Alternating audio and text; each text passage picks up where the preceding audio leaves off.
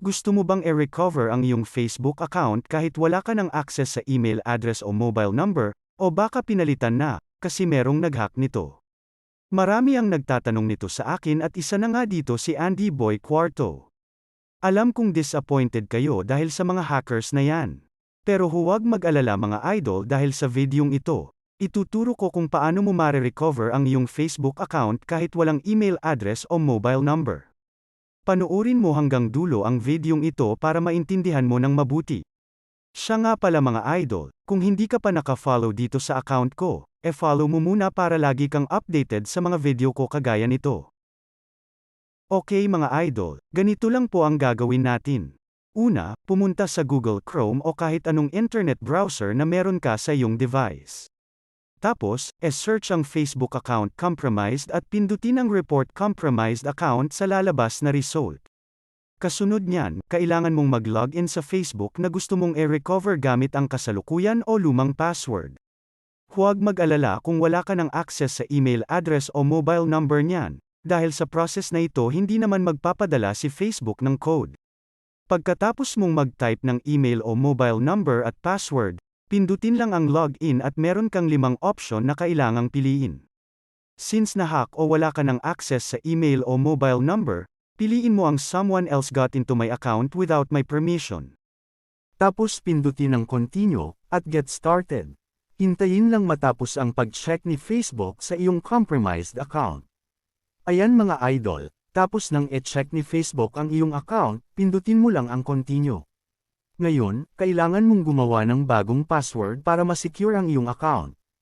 Pindutin lang ang continue pagkatapos mo mag-enter ng password. Piliin ang iyong compromised account at pindutin ang continue. Dito naman sa page na ito, piliin mo ang mga tao na na-add mo dati, at kung hindi naman pwede mo siyang i-remove. Pagkatapos ay pindutin ulit ang continue na nasa baba. Ipapakita rin ni Facebook ang mga recent comments at pwede mo itong i-delete kung ayaw mong makita ito ulit, at pagkatapos pindutin ang continue. Ayan mga idol, all finished na daw, sabi dyan. Pindutin lang ang go to newsfeed, at congratulations, sa wakas, na-recover na rin ang iyong compromised Facebook account. Ngayon mga idol, alam kong itatanong mo ito. Paano kung nakalimutan mo na ang current o old password? Huwag mag-alala dahil ituturo ko rin sa video na ito ang pinakahuling paraan sa pag-recover ng Facebook kung nakalimutan na ang password. Ganito po ang gagawin natin. Pumunta ulit sa inyong browser gaya ng Google Chrome at search ang Confirm Your Identity Facebook. Pindutin ang Confirm Your Identity sa lalabas na result. Sa paraang ito mga idol, kailangan nating mag-submit ng ID para ma-confirm ni Facebook na ikaw talaga ang nagmamay-ari ng account na yan. Tandaan mo ito mga idol, isang ID lang ang kailangan kong government ID. Pero kung non-government, 2 ang kailangan mong i-submit. Pwede mong pindutin ang type of IDs that Facebook accepts para malaman mo kung ano-anong mga ID ang pwede i-submit. Ngayon mga idol, paano ba ito i-submit? Madali lang po ang process na yan. Kunan mo ng picture ang available mong ID. Kailangan malinaw na nakikita sa ID ang iyong mukha, tsaka pangalan mo. Tapos kung ready ka na i-submit, pindutin lang ang Choose Files at piliin ang ID na iyong isa-submit. Pagkatapos pumili, pindutin ang Send. Ganun lang kadali ang pag-submit ng ID mga idol.